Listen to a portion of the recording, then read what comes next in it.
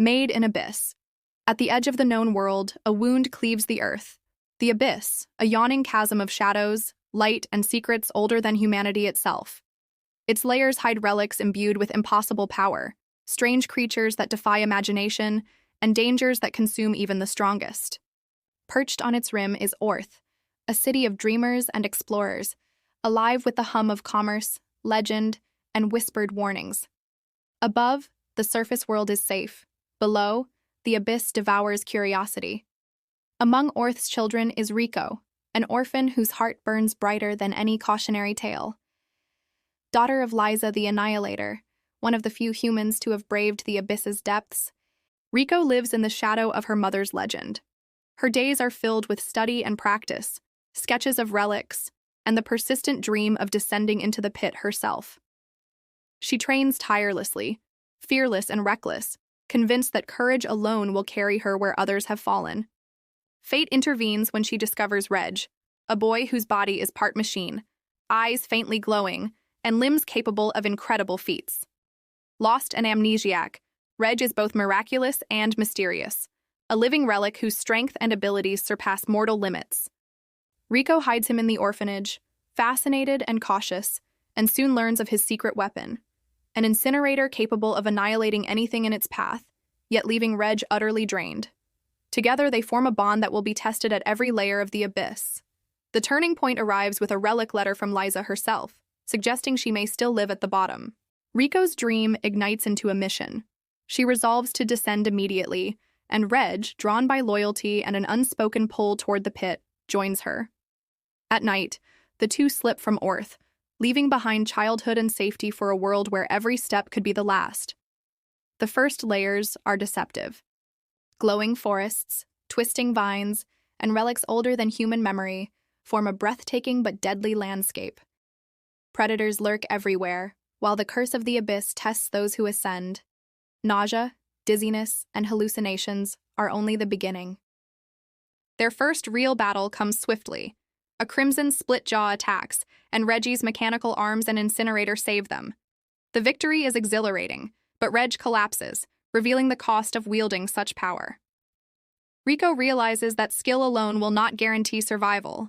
They must rely on cunning, courage, and each other.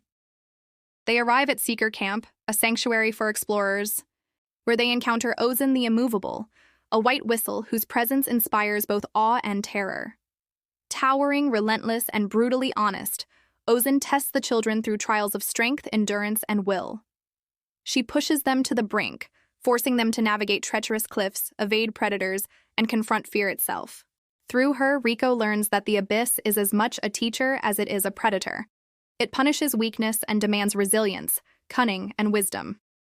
As they descend the Great Fault, a chasm that splits the layers like the gash of a god, danger intensifies. Predatory creatures attack in swarms. Reg unleashes his incinerator, obliterating foes, yet collapses again under the toll. Rico herself faces poison from unfamiliar flora, her arms swelling grotesquely. Alone for a moment, she experiences the abyss's merciless weight, realizing that every misstep carries consequences beyond imagination. Salvation comes in the form of Nanachi, a furred hollow with piercing eyes, whose tragic past teaches the children the deepest truths of the abyss. Once human, Nanachi was twisted by Bondrud's experiments, enduring loss and horror that would break any soul.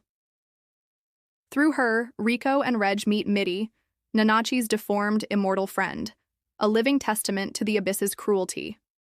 Mitty's suffering is endless, her body a grotesque shell that cannot die. Witnessing this horror shapes Rico and Reg. They realize survival alone is hollow without compassion, wisdom, and the courage to act. The children and Nanachi form a fragile but unbreakable team. Together they navigate alien forests, luminous caves, and predatory terrain.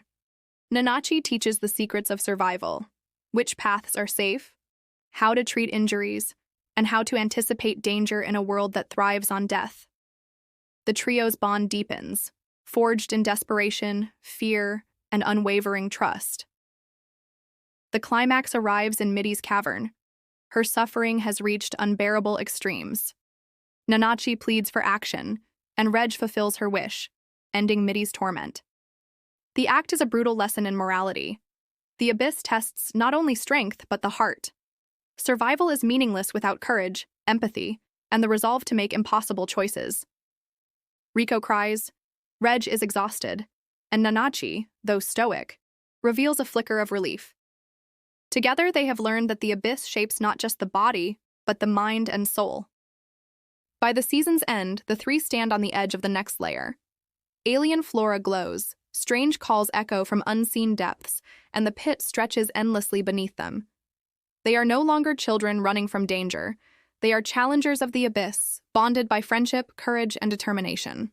The journey ahead promises horror, discovery, and the ultimate truth hidden at the bottom of the world. The abyss is eternal, indifferent, and alive. It punishes weakness, tempts curiosity, and reveals the soul.